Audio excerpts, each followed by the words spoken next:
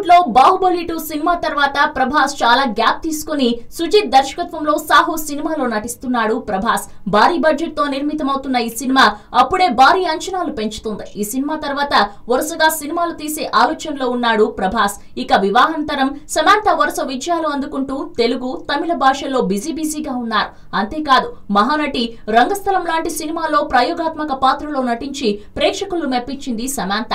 అలాంటి సమంత త్వరలో ప్రభాస్ సరసన కనిపించనుందనే టాక్ ఫిలిం నగర్ లో బలంగా వినిపిస్తోంది. ప్రస్తుతం సుజిత్ దర్శకత్వంలో ప్రభాస్ సాహో సినిమాలో నటిస్తున్న విషయం తెలిసిందే.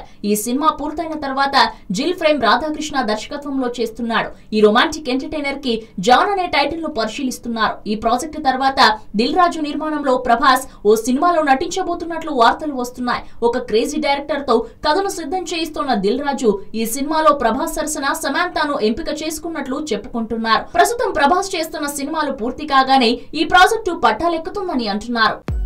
హలో, మిమ్మల్ని ఫిలిం సెలబ్రిటీస్ రియల్ స్టోరీస్ ఏంటో తెలుసుకోవాలనుందా? లేటెస్ట్ గా రిలీజ్ అయ్యే మూవీ రివ్యూస్ నేను చెప్తే వినాలనుందా?